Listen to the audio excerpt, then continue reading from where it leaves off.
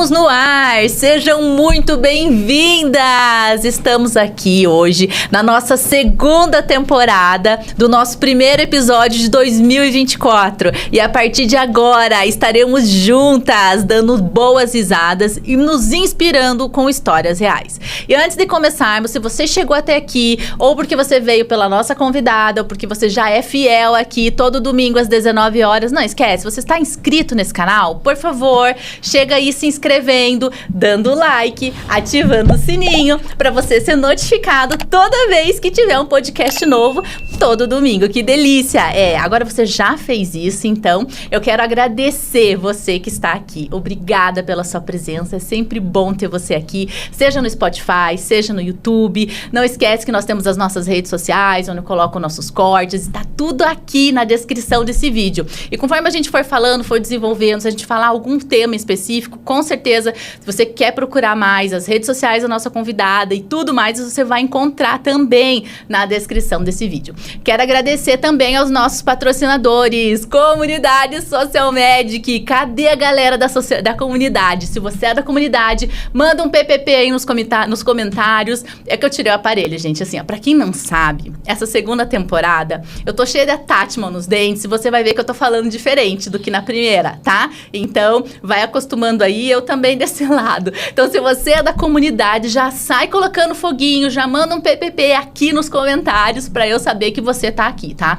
Porque assim, vocês sabem que o Ela Quer, Ela Pode já é uma extensão aí da nossa galera, onde a gente traz aqui essa leveza de domingo, pra que pessoas e mulheres, e pessoas também, né, homens, que fizeram transição de alguma forma, que eu vejo que é uma inspiração, com certeza eu vou trazer aqui pra vocês. E a nossa convidada de hoje é super especial. Tô muito animada para vocês conhecerem um pouquinho a história dela e como nós nos conhecemos também, tá? É a Carol Manciola, empreendedora, autora do best-seller Bora Bater Meta. Vocês vão ter que ler esse livro, tá? Nós vamos falar sobre isso. E de coragem e mais alguns Cs da vida. Carol atua há mais de 20 anos no mercado da educação corporativa como trainee, consultora, palestrante, executiva. É baiana de Salvador. Como assim? Baiana de Salvador, hein? E mãe do Léo e da Úrsula. Já amei esses nomes. Seja muito bem-vinda! Obrigada, Má. Adorei essa introdução. Super animada, cheia de dicas, com todos os combinados, né? Assim, combinados é importante, exatamente, né? Comunicação é tudo. É tudo.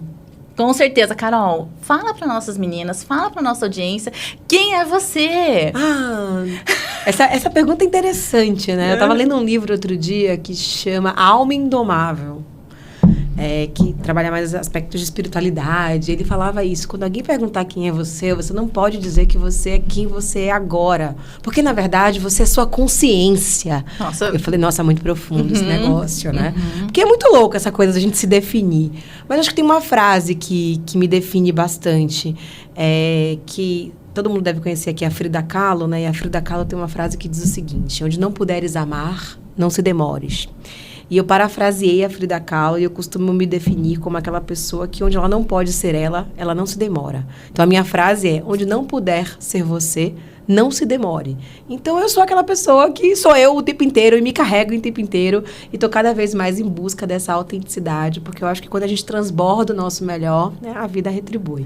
A Carol é uma pessoa cheia de luz, gente. Ela é cheia de luz. E eu gosto de pessoas assim. Sabe quando a gente gera uma identificação? Deixa eu contar pra vocês que eu estava no Sebrae. Flavinha, você já conhece, já teve aqui no nosso pod. Inclusive, assistam lá. Se você não assistiu, eu vou colocar aqui na descrição desse vídeo o link do episódio, aqui um card pra vocês, do episódio da Flavinha, que foi maravilhoso. E a Flavinha, vem aqui, vai ter uma palestrante maravilhosa, você vai gostar. Tá bom, Flavinha, tô indo.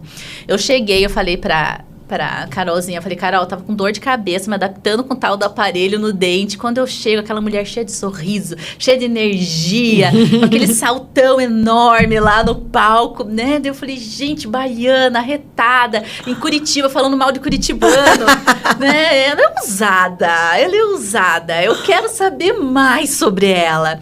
E ela tava falando ali sobre tendências, que era, né, essa puxada de tendências. Ela recém tinha vindo de Nova York, E eu fui stalkear, óbvio, né? Hoje o cartão de visita é o @. Aí você Exatamente. Você já vai no @, porque a cada slide que ela passava eram Eu acho que eu até compartilhei lá nos meus stories no dia, quem estava lá, né, a galera da comunidade que sempre me acompanha viu, né? Legal. Com certeza passaram a te seguir. Aí eu fui indo, eu falei, gente, quanta energia, quanta coisa, quanto conhecimento. Quando eu entrei no Instagram dela, que eu olhei as lives pós-NRF, falei, quero conhecer mais. E algo que me marcou, assim, em um dos teus vídeos, né? E você viu uma das palestras que foi com uma atriz americana. Como é que é o nome dela? Drew Barrymore. Você falou um pouquinho sobre a palestra dela, que te marcou. Eu queria que você falasse disso aqui pra eles. Eu vou fazer um step back aqui, já que a gente tá falando de Nova York, eu tenho que usar o meu inglês, né? Por favor. Porque não, né? Até que eu tô indo agora pra Austin, então eu preciso... Né? I need to improve my English, né? Então, assim, eu trabalho...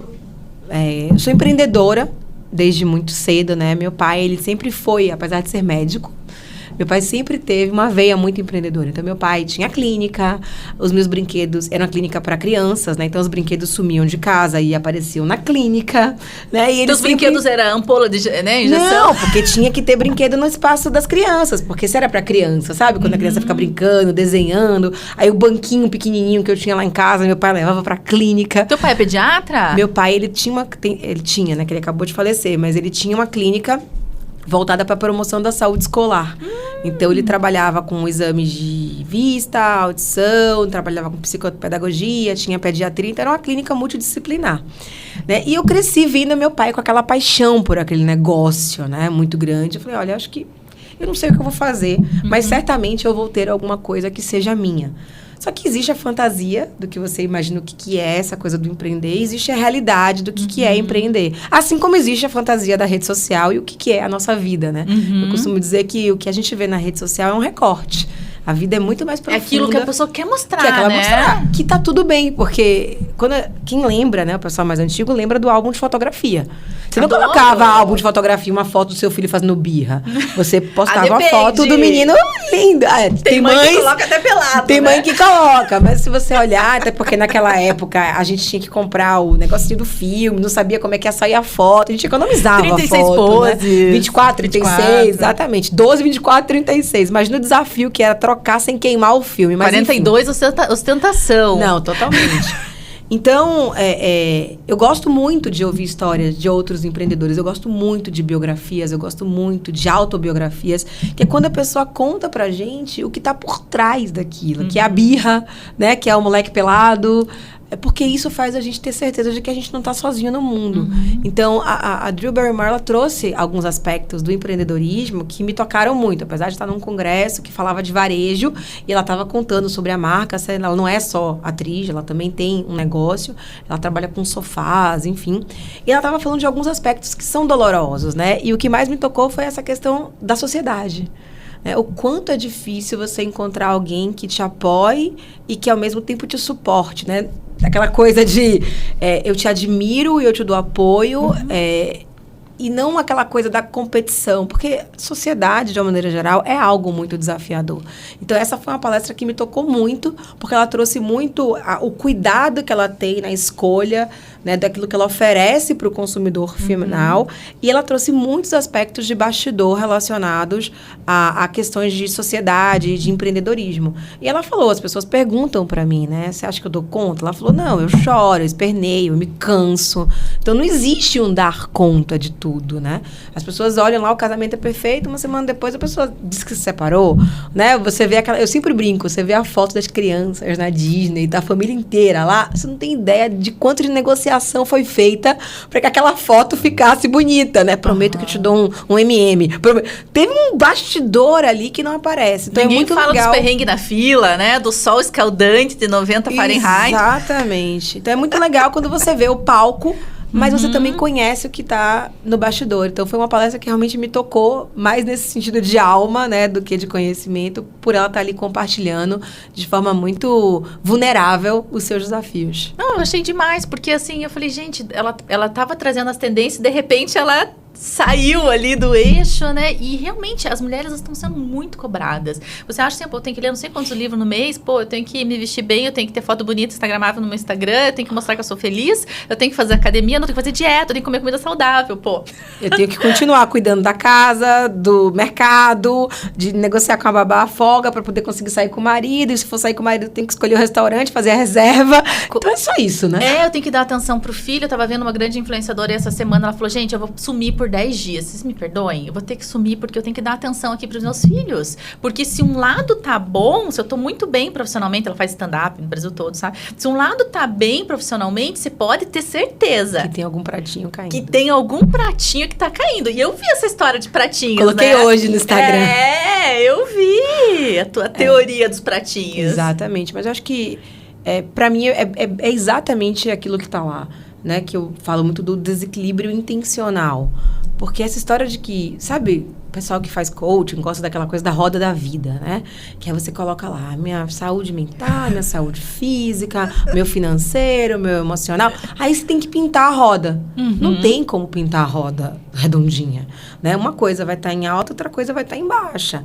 Pelo menos naquele momento, naquele retrato. Só que a vida é filme, não é foto. Então, é muito importante que a gente saiba, né, que tem muita renúncia. A minha orientação, toda vez que alguém vem conversar comigo e perguntar, Carol, como é que você dá conta? Eu falo, eu não dou, gente. A diferença é que eu escolho aonde eu não quero dar conta. Então, eu sempre tenho essa conversa com meu marido, né? Porque, imagina, eu tenho 3 filhos, marido, empresa, faço palestra, consultoria, podcast, influência, enfim, um monte de coisa. E às vezes eu falo assim, amor, me esquece. Eu não vou conseguir dar atenção pra você agora. Eu preciso cuidar das crianças. Tem horas que eu chego pras crianças e pro marido e falo, galerinha, a mamãe vai ter que sumir um período aqui, porque eu vou ter que viajar e eu vou ter que ir lá pra um congresso em Nova York. Em algum momento eu digo assim, olha, LinkedIn, querido, você vai ficar aí abandonado durante uma semana. E as pessoas têm um pouco daquele medo, né? Se eu ficar 1 ano sem postar no LinkedIn é ruim, é péssimo. Se você ficar 1 ano sem dar atenção pros seus filhos é ruim, é péssimo. Então a ideia é você fazer uma coisa mais picotada, para não deixar o mesmo pratinho cair muitas vezes. Então, escolha o pratinho e coloque foco naquilo que para você é o seu momento. Então, tem semanas que você vai cuidar mais do trabalho, tem semanas que você vai cuidar mais dos filhos, tem horas do dia, como eu falo, às vezes o pessoal manda mensagem de noite. Eu falo, gente, de noite é a hora que eu chego em casa, aí tem que ver, fez lição de casa, conversa sobre o dia, vai jantar junto, aquela confusão para tomar banho, colocar todo mundo para dormir, quase sempre eu vou junto. Então, assim, esse é o tempo que eu tenho com os meus filhos, com a minha família. Eu não vou conseguir te responder. Carol, mas se chegar um pedido de palestra urgente para amanhã às 8 horas da noite, eu não vou fazer, porque eu não vou ter respondido essa mensagem. E tá tudo bem. Pode ser que no dia seguinte eu fique, nossa, eu podia ter feito essa palestra. Podia, mas eu teria perdido um outro momento que foi muito importante para que eu estivesse bem para fazer aquela palestra. Pronto. Então, são escolhas. Acho que a gente tem que fazer isso. É escolher, deliberar sobre a nossa vida. E você sabe que aqui, parte de quem está aqui, a nossa audiência, ou ela já fez, ou ela deseja fazer uma transição. Uma coisa é você ser uma funcionária de empresa, você tem horário para entrar, você tem horário para sair, às vezes você é um cargo de confiança, até fica um pouquinho até mais tarde ali e tal, né? E a realidade aqui fora, a vida de empreendedor é outra coisa, né? E eu sei que você tem a tua empresa também, eu queria que você falasse um pouquinho sobre a vida empreendedora, assim, na sua visão. Eu vou até ficar séria para contar essa história, porque eu acho que ela vale muito a pena. Mas o meu primeiro empreendimento eu tive aos 6 anos de idade. Lá em casa, painho era muito assim, presente Dia das Crianças, Natal e aniversário. Então eu queria comprar alguma coisa, ele falou que era para me virar. Aí eu falei, beleza. Aí minha avó fazia uns geladinhos, eu negociei com ela, falei, vó, me dá uns saquinhos de geladinho. Cheguei em casa, peguei aqueles sucos que faz de pozinho, falei com a manhã que eu ia usar uma parte do freezer e comecei a divulgar no prédio, porque eu morava em Salvador, né, aquele calor, geladinho. E foi um sucesso. Eu comecei a vender geladinho o dia inteiro. Minha mãe quase morria, né? Porque era aquele interfone tocando. Tem geladinho de quê? Eu descia com isopor, fui investindo no negócio. E durou 1 mês o negócio, porque eu quebrei muito rápido. Mas por que eu quebrei? Porque era um negócio com baixo investimento para entrar. Então, todos os outros 11 apartamentos do prédio resolveram investir no negócio de geladinho também. Então, os meus clientes viraram os meus próprios concorrentes, exatamente. Então, eu gosto de contar essa história porque empreender é um aprendizado. As pessoas acham que vão fazer uma transição, abrir um CNPJ, fundar uma empresa, criar um site, uma conta no Instagram e a coisa vai acontecer. Né? Então, assim, foram vários negócios nos quais eu já me meti ao longo da minha vida, então eu já fui sócia de livraria, né? Uma livraria que vendia livro paradidático, depois eu tive uma livraria física, e as empresas de consultoria ao longo da minha carreira. Então, acho que eu tenho uma trajetória empreendedora que em cada uma delas, eu fui tirando um aprendizado, né? Então, assim, na livraria, poxa, trabalhar um negócio que eu não conheço, como é que funciona. Então, eu não sabia que compra o livro, aí você paga prazo, aí você consegue receber à vista, aí você usa aquele dinheiro à vista achando que você tem dinheiro, e quando você vai pagar... Então, puxa, fluxo de caixa é uma coisa importante. Uhum. Gestão financeira é uma coisa importante. Primeiro aprendizado. Quando eu abri a minha primeira consultoria, ela se chamava Salt. E aí os clientes falavam, nossa, esse assalto é um assalto mesmo, né?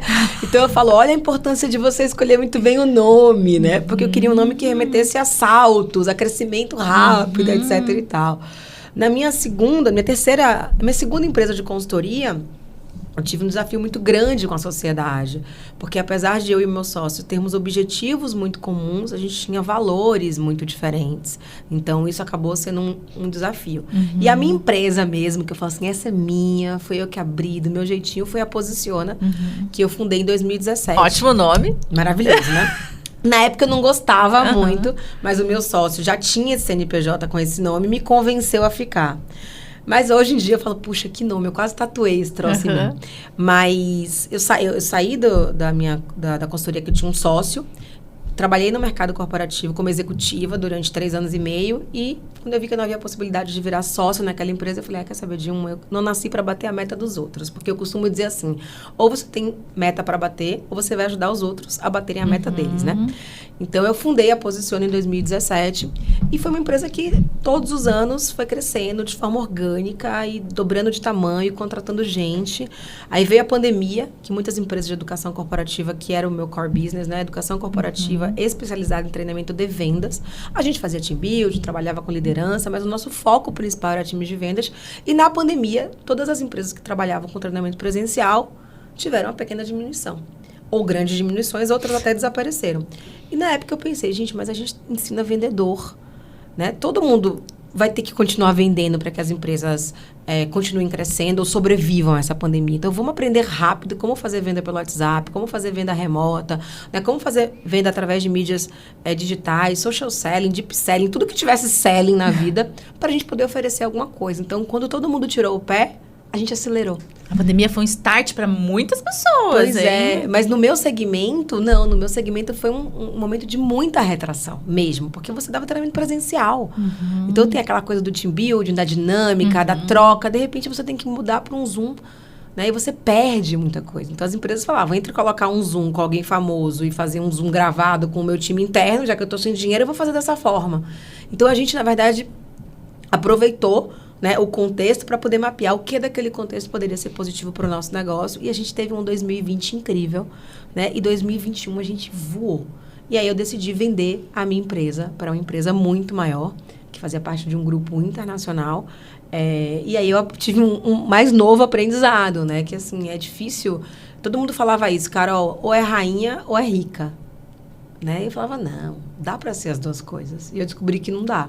Então, é muito difícil quando você vende um negócio pequeno e coloca dentro de uma empresa grande e você não mergulhou na cultura da outra empresa, porque o que tornou a minha empresa uma empresa de sucesso não foi só o produto, foi a nossa cultura. Com certeza. A nossa cultura era o nosso maior diferencial, era o que os clientes falavam, pô, eu adoro vocês têm uma energia. Essa coisa da Carol aqui, né? A empresa inteira era nessa vibe positiva, legal, gostosa, transparente. E aí a gente entrou numa cultura que era o oposto da nossa. Então, quando a gente olhava para a visão, missão e valores, elas eram idênticas. Mas a maneira como a gente vivenciava aquilo no dia a dia era muito diferente. Então, esse foi o último aprendizado, né? E agora eu estou num período de não compete, porque como eu vendi empresa e saí da empresa, eu tenho que ficar 2 anos sem concorrer com ela. Quando que foi essa venda? Eu vendi no final de 2021 e eu fiz o exit em agosto do ano passado. Então, eu tenho até agosto de 2025 para ficar meio que na geladeira, sem poder criar uma a geladeira empresa dela, né? Eu posso fazer palestra, eu posso fazer treinamento, mas eu acho que todo o processo que a gente passa na nossa vida, ele tem que servir de aprendizado. A gente não aprende com erro. A gente aprende corrigindo o erro. Porque tem gente que insiste, né? Vê o buraco e fala, lá vou eu cair no buraco de novo. Então, eu acho que o grande desafio do empreendedor é saber que é uma jornada, é um processo, é um filme, vai ter alto e baixo. Então, em algum momento, você vai ter que saber, né, que o buraco ainda não chegou no fundo e tem mais um pouquinho até chegar lá embaixo, mas você, quando encontra o fundo, você pega impulso. Né? Então, acho que esse Foi difícil vender, o saber? Foi você que quis vender? Foi eu que quis. Como é que você sentiu que era o momento de vender? Porque, assim, normalmente, o empreendedor, ele se apega, né? Muito. Não pode, eu sei, mas ele se apega. Tipo, mas no nosso caso, era uma oportunidade de acelerar. Então, era uma empresa que eu admirava bastante. Né? Aliás, continuo admirando, acho eles incríveis em vários aspectos. Acho que foi muito mais uma questão de match cultural entre mim e a direção da própria organização, mas é uma empresa maravilhosa, eu continuo recomendando, a gente continua próximo, enfim. Mas a minha sensação era assim, poxa, o que eu fiz aqui é muito legal, mas quando você tem uma empresa de 5 anos, que começa a trabalhar com projetos grandiosos de R$1 milhão, R$2 milhões, o cliente fala assim, eu preciso de mais tamanho, eu preciso de mais segurança, eu preciso de mais tempo. Então, vender a Posiciona para crescimento era uma oportunidade de unir forças. A gente com uma pegada de vendas, eles com uma pegada de liderança, a gente com essa proximidade do negócio, eles com a proximidade do RH. Então, a ideia não era vender para desaparecer. A ideia era vender para crescer. Então, somar, a gente tornando uma coisa maior, a gente poderia ter... Né? Mas, enfim, não rolou. Mas também aprendizado, né? A venda nasceu com você. Você acha que a venda é dom? Ser um vendedor é dom? Não. Acho que venda não é dom. Acho que venda é técnica. Mas eu acho que a paixão que você tem pelo seu produto é o que faz com que você se torne um bom vendedor. Por isso que, normalmente, os donos de negócios são os melhores vendedores das suas empresas. Porque eles acreditam muito naquilo que eles vendem. E aí você vai buscar técnicas para fazer isso de uma forma mais adequada, mais assertiva, mais produtiva. Mas vender enquanto competência é algo que pode e deve ser desenvolvido. Não é do tipo assim, até porque as pessoas falam... Se alguém chegar para você e dizer assim, nossa, Marcela, você é tão vendedora, né? Nunca é um elogio. Esse vendedor é do tipo assim, você é tão falastrona, você é tão... Nunca vem aqui com esse papinho de vendedor. Então, falar que a pessoa é vendedora quase nunca é um elogio. Ou é sarcasmo, né? Ou é desmerecimento mesmo. Então, acho que a gente está num processo de ressignificação do que é vender. Ou seja, eu preciso conhecer o meu produto, eu preciso ser apaixonado por aquilo, eu preciso entender o impacto que aquilo causa no outro, mas eu preciso de técnicas para fazer isso de uma maneira adequada, para não perder a oportunidade. Você acha que o vendedor, ele tá manchado no mercado? Super, super manchado. A barra tá suja e a barra tá alta. Né? Então, se você for pegar a história de vendas, as primeiras equipes de vendas, elas surgiram na época da Revolução Industrial. Naquele período, venda e suma, manipule, engane, convença, faça qualquer negócio, mas tira o pedido. Então, criou... Bata a meta. Bata a meta, assim, não importa o que você vai fazer. Então, assim, hoje o mundo, ele requer um outro tipo de comportamento. Eu prefiro 1000 vezes, conversando com você, dizer, puxa, olha, para você o meu produto não é o mais adequado, mas eu vou te indicar um amigo que tem uma empresa que super se conecta a você. Mas aí você vai perder a venda? Vai perder a venda, mas vai ganhar um cliente. Vai perder a venda, mas vai ganhar um admirador. Então, hoje, em vendas, reputação é algo que importa demais. Eu amo vendedor. Bom, minha mãe foi vendedora uma vida toda, então, para mim, não é manchado, mas eu sei que vendedor tem isso, né? E sabendo a tua experiência, também você foi estrategicamente colocada aqui, porque o nosso público, boa parte, trabalha com a área da saúde. Existe uma tendência em transformar as secretárias em concierges, e as concierges virarem vendedoras da venda ao pós, né? Qual que é a tua visão, assim? Porque a aceitação tá difícil, viu? Vou te falar. E tá cada vez mais raro encontrar. Olha como a barra de vendas é suja. Se eu chegar para um médico e disser assim, olha, doutor, você vai apresentar para o cliente o orçamento. O que ele vai falar? Nossa, é difícil, viu? Não, eu só ia com a minha secretária. Não, essa coisa suja chamada dinheiro, que eu adoro, né? E eu vou negociar com o cliente. Então, assim, existe um ranço. É como se fosse ofensivo, né? Gente, os melhores médicos, as melhores conversões é aquele médico que adora passar orçamento. Exatamente. Os caras que gostam de passar orçamento, o cara vende, o cara tem sucesso, a secretária dele é só uma... intermédia, é uma concierge de verdade. Mas é um detalhe. Tem esse preconceito, entendeu, Marcela? É como se fosse assim, o que eu faço é tão nobre que não tem valor. Então, eu acho que existem vários desafios nessa área especificamente. Uma delas é ressignificar o que é se vender. Eu tenho um amigo, inclusive, que tem um programa chamado O Consultório, que ele dá várias dicas. Ele é médico, né? E ele dá dica para médicos também relacionados a essa postura. Programa de TV? É um programa, tem um podcast, ele faz uns eventos, tem também um Instagram, enfim, ele não faz consultoria para médico, nem nada disso, mas ele, como um médico que obteve sucesso neste lugar, ele gosta de compartilhar com os colegas. E ele me chamou uma vez para fazer um podcast falando exatamente sobre isso. Então, eu acho que tem que primeiro desmistificar essa coisa da grana, né? Porque, poxa, se eu vou lá fazer um procedimento... Não tô nem falando de um procedimento estético, né? Porque eu acho que dermatologista, às vezes, tá mais... ou o médico cirurgião plástico tá mais descolado com isso. Mas eu vou fazer uma cirurgia do olho. Aí o médico vai falar pra mim, Carol, seria ótimo se a gente corrigir a sua miopia. Eu olhei aqui, você tem coisa suficiente pra isso, a gente pode fazer a cirurgia. A primeira pergunta, eu fico constrangida de perguntar pro médico. Né? Mas eu queria saber, doutor, só para eu ter uma ideia... É porque ele gera uma autoridade, né? Sobre o paciente. Quanto custa isso? Aí ele vai dizer, olha, Carol, custa... Eu lembro que na época eu paguei R$3.000. Poxa, é muito dinheiro. Olha, Carol, mas a gente consegue passar lá para você em 10 vezes sem juros. Pensa o seguinte, quanto você gasta hoje numa armação de óculos? Né? Você vai ficar 2, 3, 4, 10 anos sem comprar armação de óculos. Se o médico me fala isso... É diferente de eu chegar lá fora, depois de toda a conversa que eu tive com o médico, até um pouco constrangida, sem saber quanto que custa aquilo, mas ao mesmo tempo decidida, né, pela cirurgia. Aí eu sinto na frente de uma secretária, ela imprime o papel da impressora, porque normalmente é assim, ela nem fala também, né? Ela pega o papel da impressora e fala, olha, tá aqui o orçamento. A gente pode marcar? Aí você fica ali, porque ele não te dá opção de pagamento. Aí assim, ou a pessoa tá muito convencida e tem dinheiro e diz assim, beleza, pode marcar. Ou ela fala assim, eu vou falar com meu marido, com a minha esposa, com meus filhos, e eu ligo pro consultório pra ver o que eu vou fazer. Nunca mais volto. Então, eu acho que é muito importante. E nem tem um pós, não tem nenhum acompanhamento do tipo, Carol, você saiu daqui com um orçamento, né? Eu queria assim? Conversar sobre isso. Não podemos fazer isso, porque, imagina... Né, o médico já convenceu, ela não quer porque ela não vou ficar insistindo, porque a cabeça é muito essa, né? Quando, na verdade, vou fazer um parênteses, que eu acho que é muito importante quando a gente fala de vendas. A venda coloca o propósito de uma empresa em movimento. Então, na hora que eu me tornei médica, eu queria salvar vidas, eu queria melhorar a qualidade de vida das pessoas, né? Dependendo da especialidade, eu quero melhorar alguma coisa na vida de alguém, beleza? A transformação. Eu quero a transformação, eu quero o impacto. Só que, primeiro, para você conseguir gerar fluxo, algum tipo de venda você vai ter que fazer. Você vai ter que negociar com o plano de saúde para conseguir se credenciar. Às vezes, o plano de saúde vai te oferecer um destaque lá no caderninho dele, no aplicativo dele, porque eles já fazem essa mídia dentro dos aplicativos. Você vai ter que negociar com o aplicativo lá que faz a receita digital. Você vai ter que negociar com o cara que vai fazer a obra do seu consultório. Você vai ter que negociar com uma sala para atender. Ou seja, tem um monte de venda aí para você começar a colocar o seu propósito em movimento. Ou que seja uma negociação para entrar numa clínica ou num hospital, etc e tal. Olha quanto de venda você já viveu. Aí eu entrei. Quando o paciente... E acho que existe uma curva hoje nesse cenário, né? Os médicos estão cada vez mais querendo fugir da saúde suplementar, do plano de saúde, estão querendo cada vez mais se posicionar com o plano, com o particular.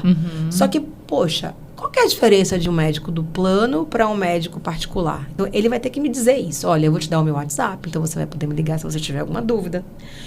A minha clínica é hora marcada, não existe isso de você chegar aqui e ficar 2 horas esperando para ser atendido. Quando você chegar aqui, vai ter um cafezinho, né? A minha secretária vai te tratar super bem, o ambiente vai estar climatizado. A minha consulta é uma consulta que vai ter atenção primária, você vai me contar a sua história, eu vou te atender, eu vou anotar, eu vou registrar.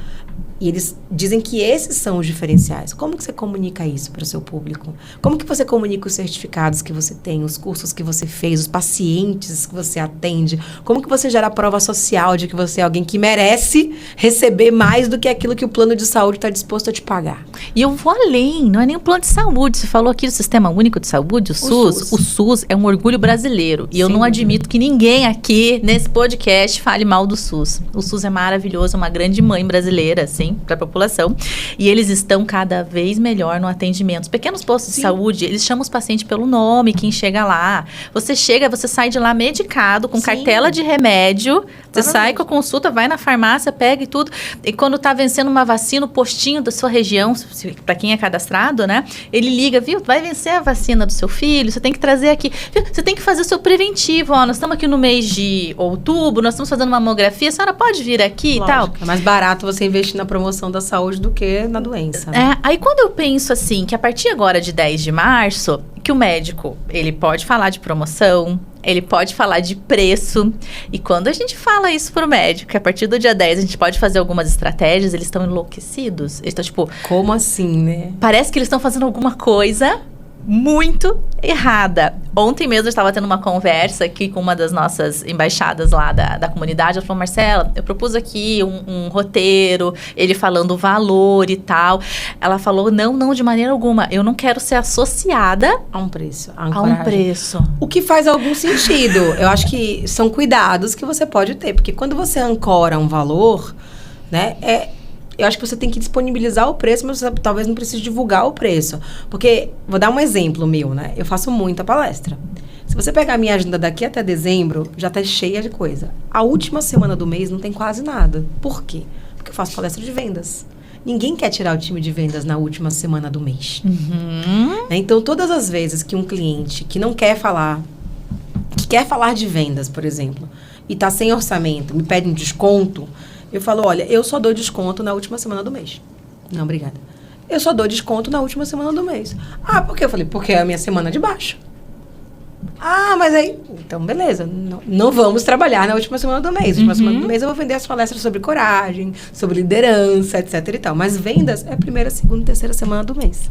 Então, são algumas estratégias que você começa a adotar no seu comercial, que é o lado de dentro. Do lado de fora, eu acho que tem que ter alguns cuidados. Porque imagina o seguinte, você não apaga aquele post. Aí 2 anos depois, sua consulta que era 400 é 800.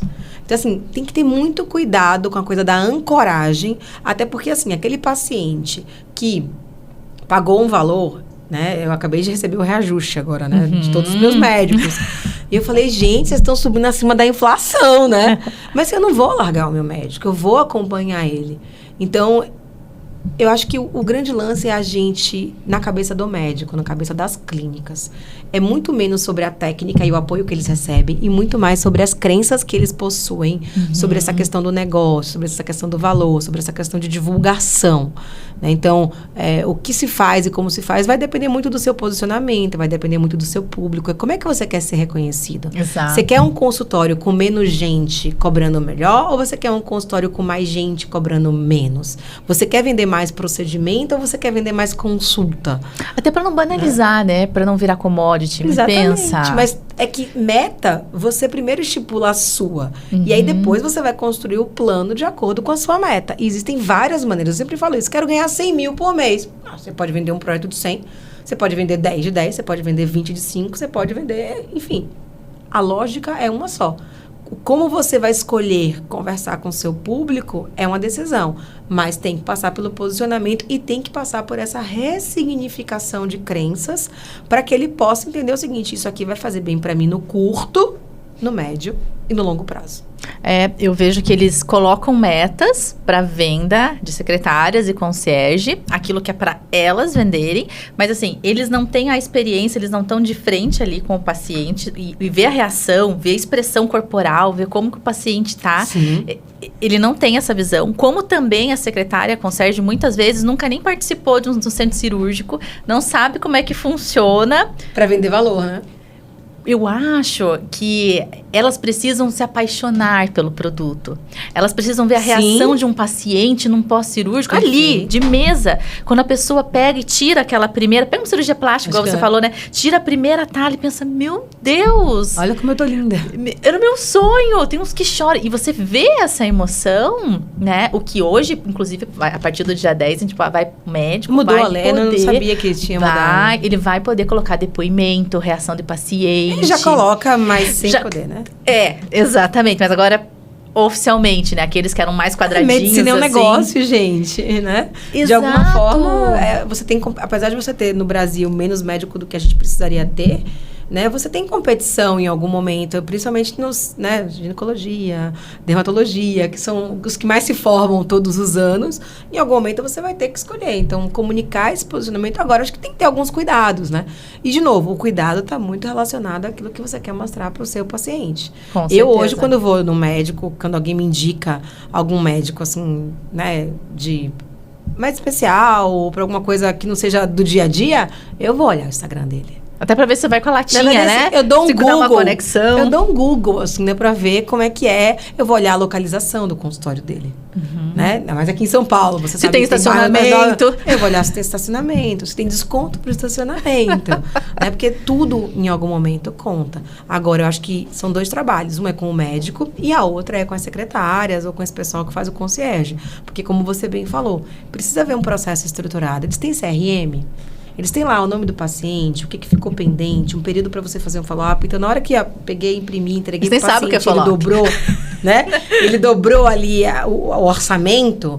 Fulano, quanto tempo você precisa para pensar no assunto? Porque você sabe, a agenda do doutor, ela é complicada, né? Você já é um paciente antigo, a gente queria deixar isso agendado. Posso te ligar daqui a 7 dias para ver se a gente consegue ter um retorno sobre isso? Pode. E aí você registrou lá no seu CRM, 7 dias depois você entra em contato. E outra coisa que as pessoas também temem, que é ligar, né? Tudo quer resolver pelo WhatsApp. Aí o WhatsApp da clínica não está cadastrado no celular. Aí aparece um número qualquer. Então, assim, combina. Olha, então eu registrei o número da clínica, que vai te ligar sou eu, né? O doutor. Com a foto particular da secretária lá com o decote até aqui, de em biquíni, selfie. Exatamente. Então, assim, tudo, assim, eu brinco sempre que é aquela coisa meio Roberto Carlos, né? Que parecem detalhes tão pequenos nós dois, mas são coisas muito grandes para esquecer. E a toda hora vão estar presentes. O que você acha que hoje, nesse cenário, precisa mais de treinamento? É o médico ou é a secretária? Para aprender a vender? Acho que são coisas diferentes. Acho que aprender a vender todo mundo precisa, né? Porque vendas movem o mundo. Eu acho Profissão universal. Profissão universal. Vendedor. E acho que no caso do médico, o médico precisa ter uma noção maior de negócios, né? Então, o médico, ele quer... Exemplo clássico, né? É uma clínica, tá? Mas você tira todo o dinheiro ou você deixa uma graninha aqui para poder reinvestir? Não. Eu tiro minha produção, tá? Só para saber o que fica. Eu atendo uma clínica familiar, que são amigos meus, e um dia eu perguntei, eu falei, vem cá, cada um tira a sua produção e tem uma taxa fixa que vocês pagam dos custos? Eu falei, tá, e o valor que fica para a clínica, para investir no Instagram, para investir no CRM? Toda vez que a gente precisa fazer um investimento, senta todo mundo para discutir. Eu falei, gente, a gente tem que falar de gestão. Então, o médico precisa aprender, primeiramente, sobre gestão. Em segundo lugar, ele precisa ressignificar o olhar dele sobre a relação médico-paciente, que é uma relação médico-cliente. Então, antes de eu me tornar o seu paciente, eu sou o seu prospect, né? Eu sou o seu possível cliente. Então, como é que eu me relaciono com essas pessoas? E olhar também para este lugar. Porque hoje eu estou vendo muito médico investindo, já fica a dica, não sei como é que você trabalha isso, mas está todo mundo trabalhando na atração, e pouca gente trabalhando na retenção. Retenção é o segredo, a conversão, o filhote de conversão, a pessoa que fala de você. Agora, o CG tá cheio, as pessoas falando, né, da experiência. Pega um restaurante, por exemplo, é como se fosse a mesma coisa. Pô, eu tô gostando, gostei muito dessa comida, a primeira coisa que eu vou fazer, vira até meme, né, vou tirar foto da comida antes de deixar, porque a pessoa tá gostando muito daquela experiência, ela tem necessidade. E se eu passo por um procedimento, se eu vou até um médico, se eu me sentir acolhida, eu vou falar. Vou Mas falar são no final de poucos semana. aqueles que... Tem uma clínica odontológica, não vou falar o nome para não ficar fazendo propaganda, mas foi onde eu botei meu Invisalign, que o dono, ele é incrível, ele tem uma visão maravilhosa. E aí, esses dias, a secretária me ligou, Carol, minha paciente maravilhosa, porque ela me segue nas redes sociais, conectada. Amiga, pelo amor de Deus, tô precisando de umas dicas aqui para poder bater minha meta, queria saber como é que tá o tratamento. Antes de mais nada, queria saber como é que tá o tratamento do seu filho, né? Primeiro ela falou isso. Aí eu falei, olha, eu não tô acompanhando, é o pai que tá acompanhando, eu só queria que aproveitasse aí, dar uma dica pra dentista, reforçar a questão da escovação. Ai, claro. Ai, que bom falar com você. Queria aproveitar. Ela primeiro fez um follow-up pra poder saber como é que tava o tratamento do meu filho. Segundo, falou pra mim, Carol, olha, e os outros 2 meninos? A gente tá com um dentista infantil aqui. Eu falei, pô, fulana, você não tinha me avisado. Ela foi, pois é, como que você... Eu falei, tava procurando mesmo, eu vou tentar marcar, etc e tal.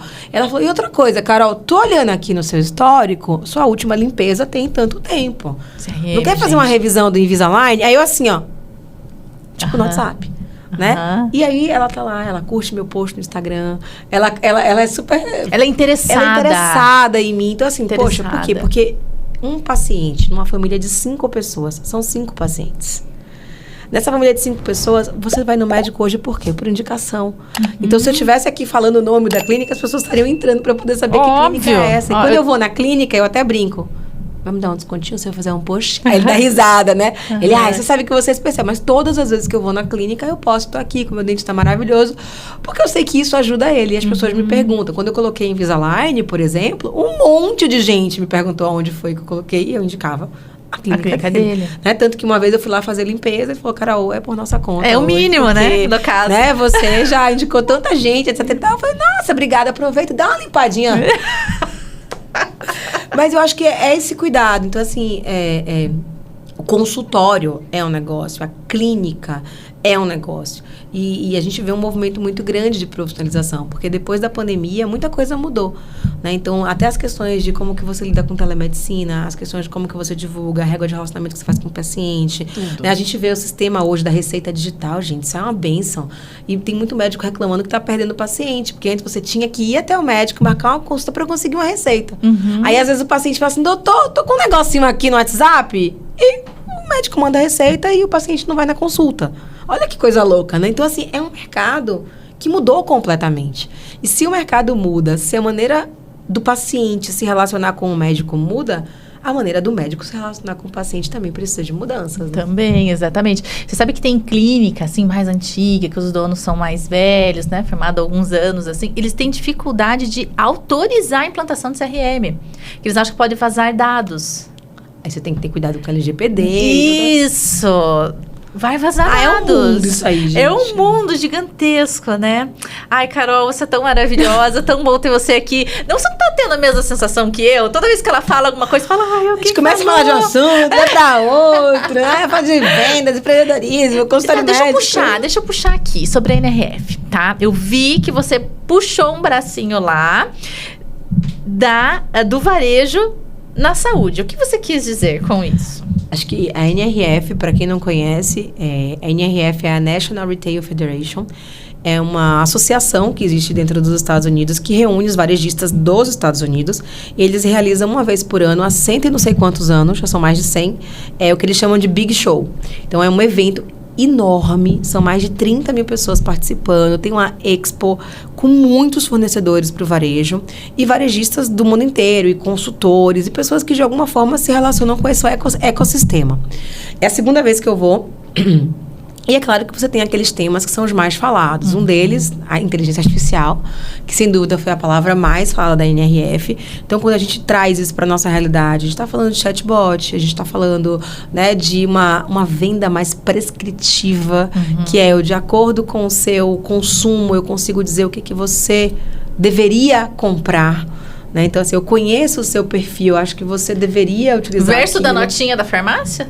O verso da notinha da farmácia, exatamente. Que, na verdade, não é o verso. Eles puxam aquilo antes de você fazer a compra, se você der o CPF. Ó, deixa eu te dar aqui, ó, o seu cupom do dia, né? E já vem lá os medicamentos que você mais utiliza, ou os medicamentos que você utilizou, mas não utiliza mais, enfim. Então, tem todo o seu registro ali. Então, falou-se muito de inteligência artificial, que é um desafio, inclusive dentro da própria área médica, porque hoje a inteligência artificial já consegue dar diagnósticos mais precisos, né? Então, o médico ele também tem que olhar para esse lugar de como utilizar essa inteligência artificial para ampliar a sua inteligência, porque ela utiliza de uma inteligência coletiva. Então, já tem muito aplicativo, muita coisa surgindo na área médica.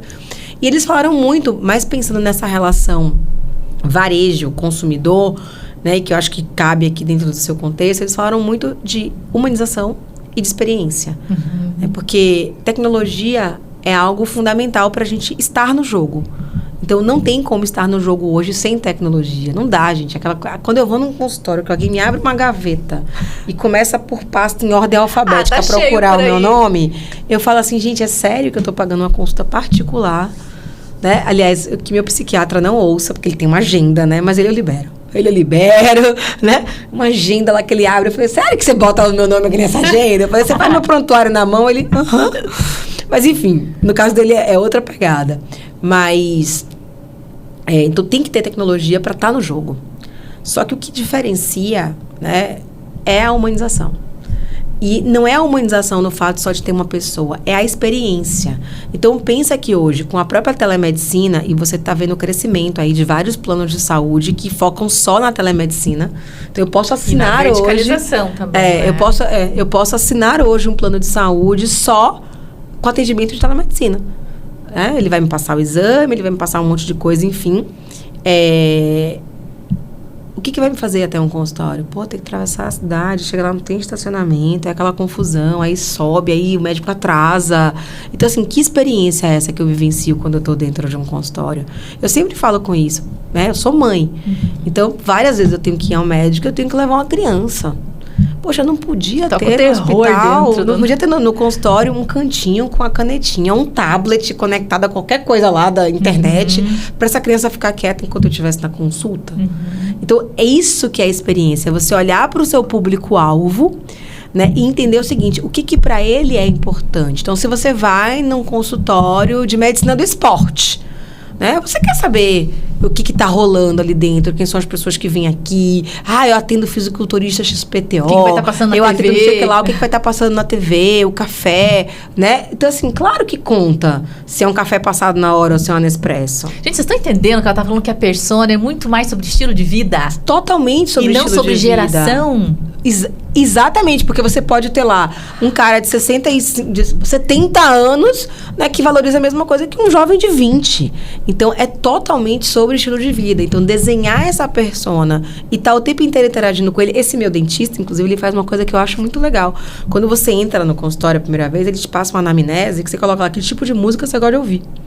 Eu achei estranho essa pergunta, que tipo de música você gosta de ouvir.